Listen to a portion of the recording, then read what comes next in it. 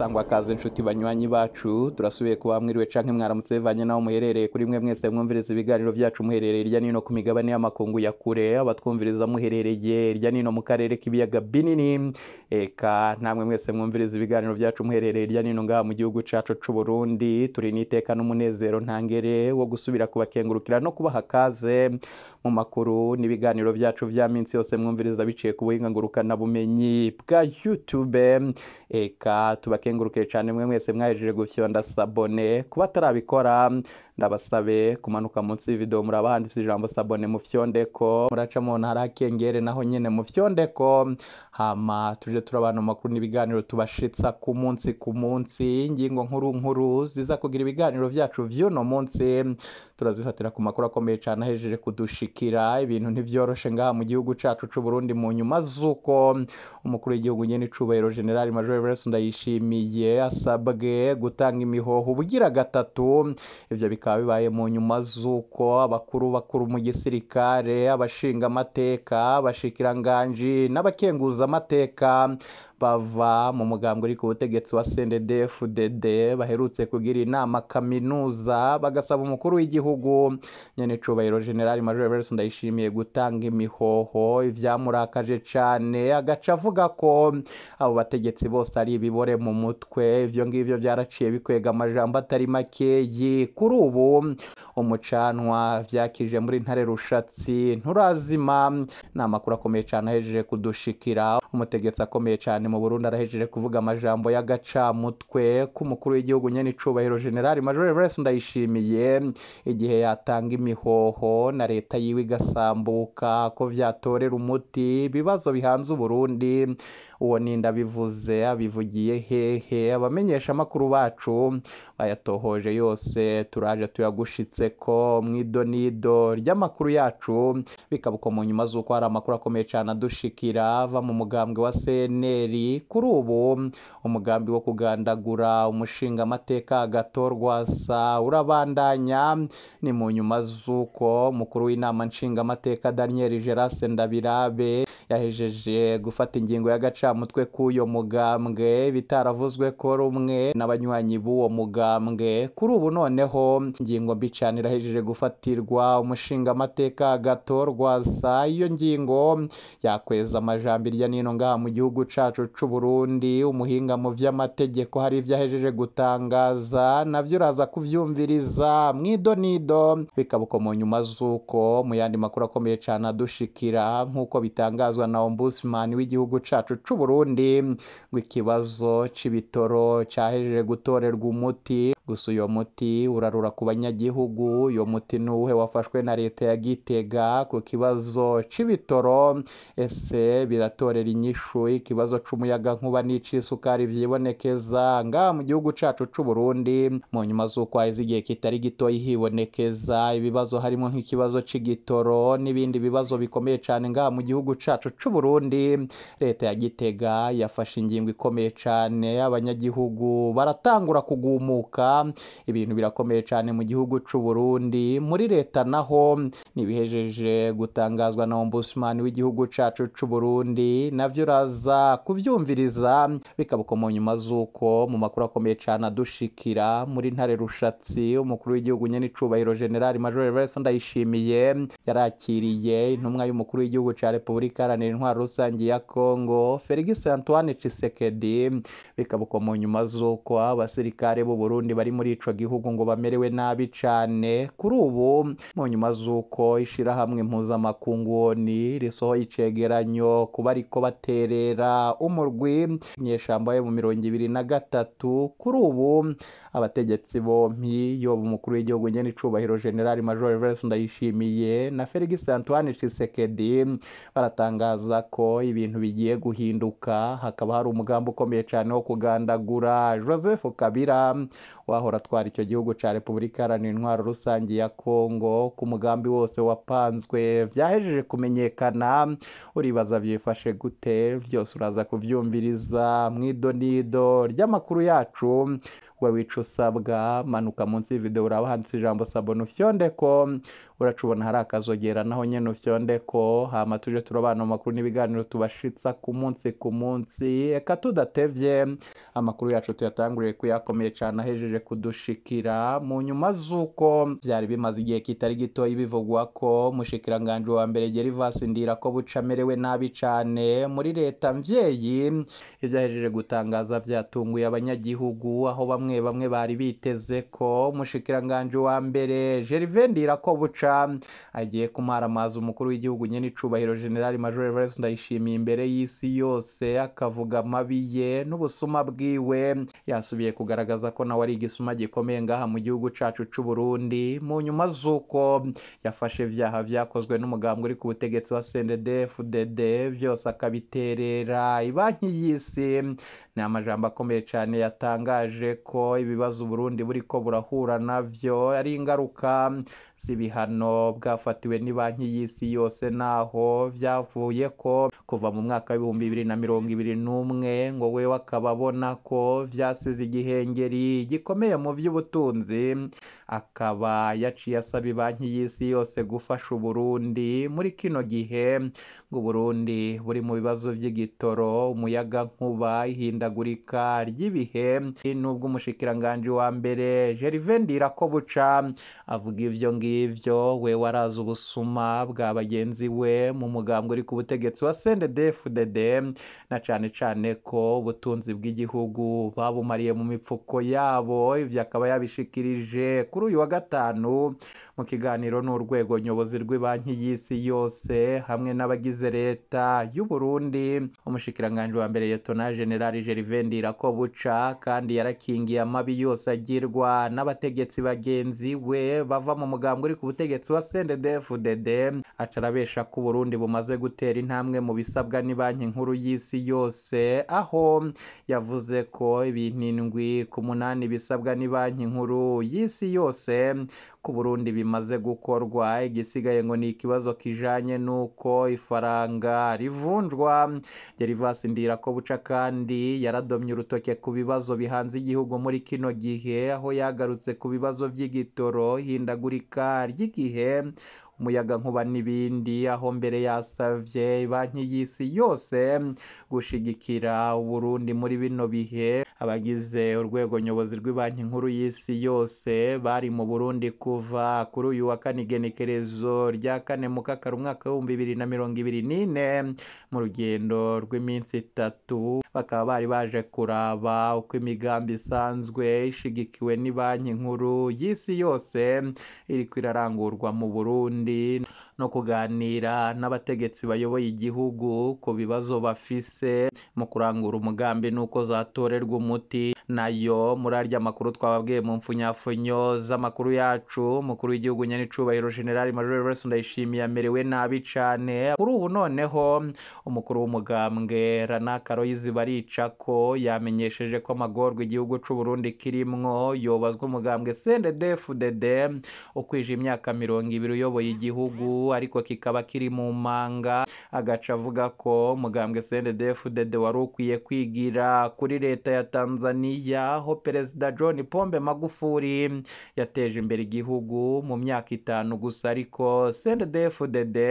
ikaba itwaye imyaka 20 ariko Burundi bukaba bugeze aho umwansi ashaka. Ivyo akaba yabishikirije kuri uyu wa gatandatu igenekerezo rya 6 Mukakara umwaka w'2024 mu ntara ya Gitega, inyuma y'umwiherero w'iminsi 2 ku rwego rw'igihugu, mu gihe umugambwe Ranaka urongowe na Aloys Baricako wari umaze mu mwiherero w'iminsi 2 ku rwego rw'igihugu. Umukuru w'uwo mugambwe Ranaka Baricako yavuze amajambo y'agacamutwe ku mugambwe uri ku butegetsi wa CNDD-FDD.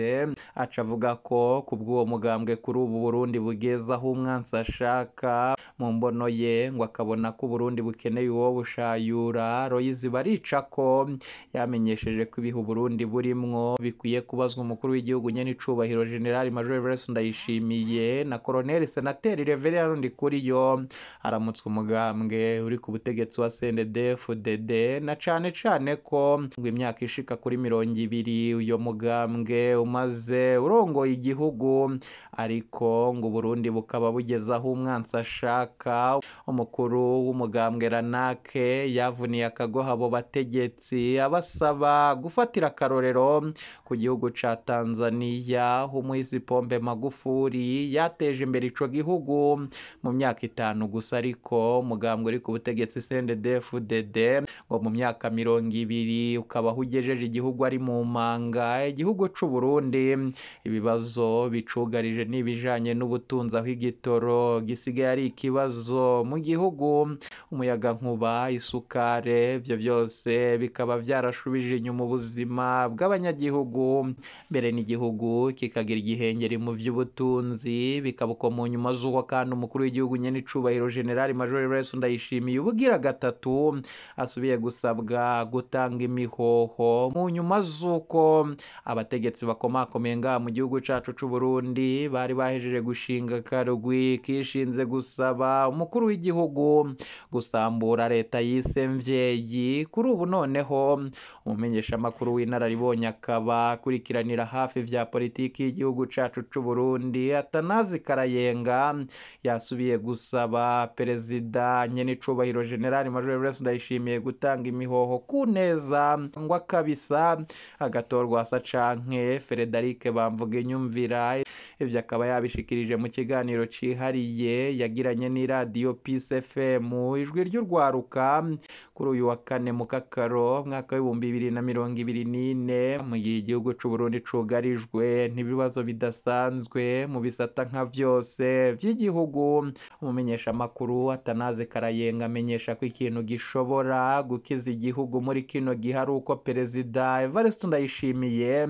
yotanga imihoho akabisaba bishoboye, aho avuga ko agatorwa asa canke Frederic Bamvuginyumvira boca barongora igihugu mu kiringo cumvikanyweho kugira habeho gutegura amatora yo gutora indongozi nshasha. Ibi yabishikirije mu kiganiro cihariye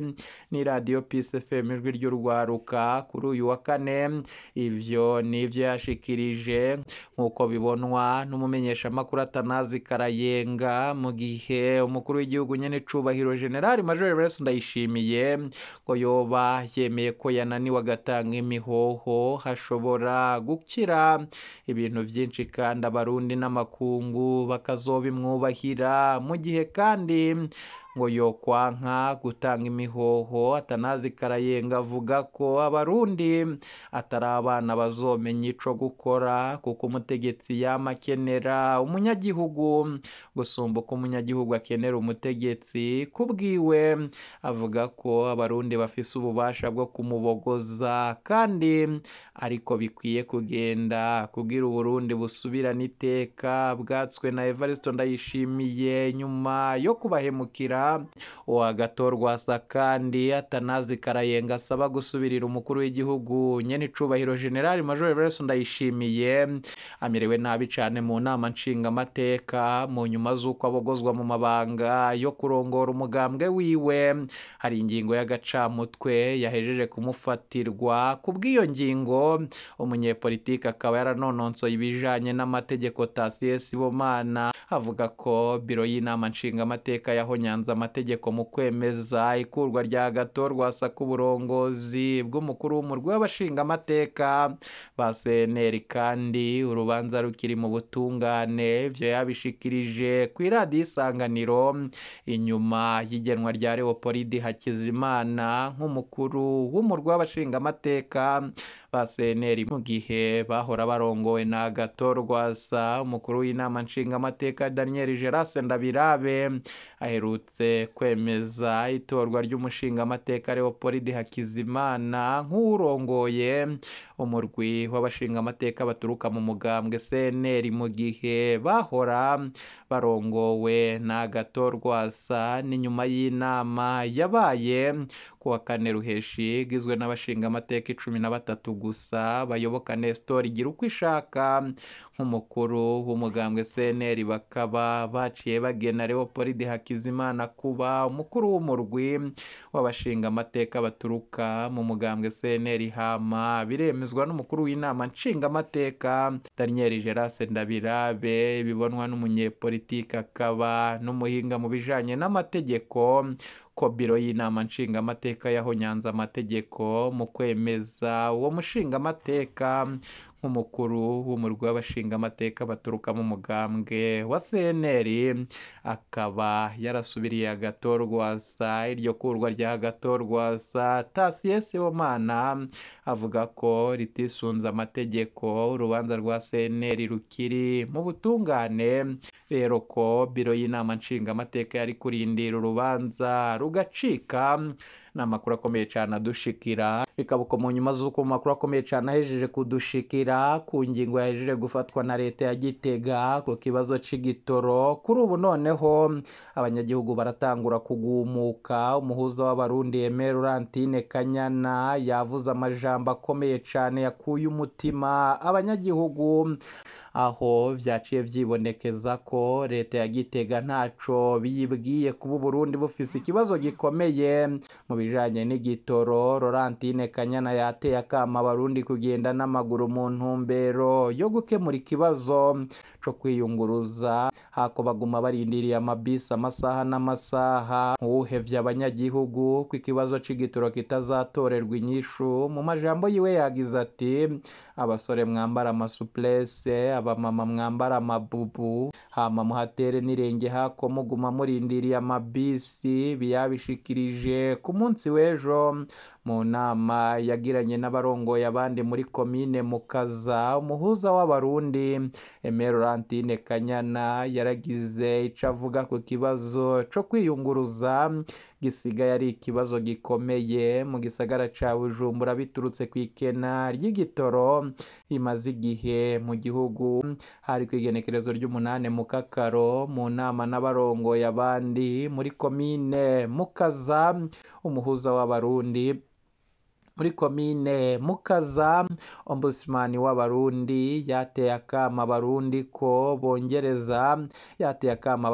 bogerageza kugenda n'amaguru hako baguma bicaye barindiriye amabisi abunguruza kandi ataboneka kugira bakemura ico kibazo. Aimé Laurentine Kanyana yasubiye kugira ati: muramaze kubona ingene urwaruka bamara amasaha n'amasaha barindiriye amabisi abunguruza, naho hoba mu kinama bashobora gushikayo n'amaguru, bapfa kuba bambaye amasuprese gusa. Na jewe nashobora gushikayo, abamama nabo nyene ndazi boshikayo, bapfa kuba biyambariye amabubu gusa n'akarato ko hasi biba biheze. Ikibazo c'ikena ry'igitoro ryatumye haba ikibazo kitoroshe mu kwiyunguruza, haba hagati mu gihugu ndetse no mu gisagara hagati. Bikaba biboneka ko kino kibazo gisa n'ikigoye gutorera umuti bivanye n'inyishu ziva mu ndongozi z'igihugu, aho bamwe berekana ko biva kw'ikena ry'amafaranga y'agaciro kandi nayo nyene asanzwe ari ikibazo mu gihugu.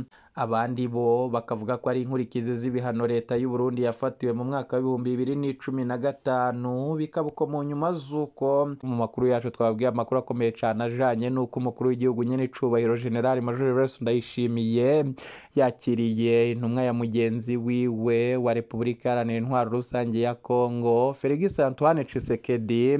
wikaba yari imuzaniye ubutumwa bukomeye cane. Ubutumwa bwarungitswe ngaha mu gihugu cacu c'u Burundi mu nyuma z'uko ishirahamwe mpuzamakungu rihejeje gushira habona ibijanye n'abaterera umurwi w'inyeshamba yo mu 2023 n'ivyo bawuterera. Umukuru w'igihugu ca Repubulika Iharanira Intwaro Rusange ya Kongo nyene icubahiro Félix Antoine Tshisekedi akaba yarafashe iyo ngingo ikomeye cane mu nyuma z'uko hagaragazwa neza uruhara rw'igisirikare c'Uganda UPDF mu guterera no gufasha umurwi w'inyeshamba yo mu 2023. Eka nubwo hari amasezerano akomeye cane ico gihugu c'Ubuganda cagirana na Repubulika Iharanira Intwaro Rusange ya Kongo, ngo umukuru w'igihugu ca Repubulika Iharanira Intwaro Rusange ya Kongo akaba ari mu migambi yo gusambura ayo masezerano. Bikaba ari vyo yipfuza ko umukuru w'igihugu cacu c'u Burundi nyene icubahiro General Major Evariste Ndayishimiye yomufashamwo, amakuru akomeye cyane dukura mu ba hafi mu biro by'umukuru w'igihugu bakatubwira ko mu vyaganiriwe ko kandi harimwo no gutunganya umugambi wo kugandagura Joseph Kabila wahora arongoye ico gihugu ca Repubulika no gutunganya umugambi neza wo kugandagura Joseph Kabila wahora arongoye igihugu ca Repubulika Iharanira Intwaro Rusange ya Kongo, na cane cane ko ngo biboneka ko yoba ari we arongoye AFC Fleuve Congo mu kinyegero ivyitirirwa Corneille Nangaa. Ico kegeranyo c'ishirahamwe mpuzamakungu ONU cigaragaza yuko abasirikare bashika ku bihumbi 4 b'igihugu cibanye c'u Rwanda boba bariko bagwana mu mashamba ya Repubulika Iharanira Intwaro Rusange ya Kongo. Ico kegeranyo kandi kikavuga ko igihugu c'u Buganda gihaye indara abarongozi bo mu rw'inyeshamba yo 23 na AFC Fleuve Congo, aho badomye urutoke kw'imyimenyerezo y'aba basirikare ibera mu gihugu c'u Buganda na Corneille Nangaa arongoye AFC Fleuve Congo ko afise indaro mu gihugu c'u Buganda. Ngo hakaba hari n'ivyemeza ko ikibuga c'indege ca Entebbe muri Uganda arico gikoreshwa n'abarwanyi bayo mu 23 biyunguruza irya nino mu makungu atandukanye, vyagirijwe ibihugu vyompi ku guterera no gufasha umurwinyeshamba yo mu 23 bekabuko mu nyuma z'uko igisirikare ca Repubulika Iharanira Intwaro Rusange ya Kongo FARDC naco muri ico kegeranyo cagirizwa kwinjiza ibibondo mu gisirikare nk'uko vyagirijwe n'imirwi y'inyeshamba irwanira mu buseruko bwa Repubulika Iharanira Intwaro Rusange ya Kongo. Nubwo biruko kandi ku rubuga rw'intambara neza neza abasirikare b'u Burundi babarizwa mu murwi Tafoke barungitswe guhushura umurwi w'inyeshamba yo 23 bahejeje kuturungikira amakuru baca barabwira umumenyesha makuru wacu ko bamerewe nabi cane. Hari bamwe bahora baronswa amadolari 50 kuri ubu ngo bariko barasaba gushira umukono ku mpapuro zigaragaza ko bahawe amadolari 100 ngo bakaba basigurirwa ko ari ku ngene zo gufasha bagenzi babo batayaronse mu minsi iheze ku rugamba. Ngo baramerewe nabi cane, eka n'amahera bahabwa ngo ni make cyane, biboneka ko amenshi yigira mu mifuko y'abategetsi ngaha mu gihugu cacu c'u Burundi. Abamenyesha makuru bacu barabandanya kutugirira amatohoza ibiza kugenda bidushikira, turabibashitsa ko vyose ido nido. Eka mbakengurukire inshuti banywanyi twabanye mu ibiganiro vy'uno munsi, mbakengurukire cane mwe mwese mwahejeje gufyonda sabone. Kuba tarabikora ndabasabe kumanuka munsi y'video murabanditse ijambo sabone mu fyondeko, muraca bona akazogera naho nyene mu fyondeko, hama tuje turabana mu makuru n'ibiganiro tubashitsa ku munsi. Ntimuje kure, ibiganiro vyacu nakagaruka. Iyi ni Burundi News TV.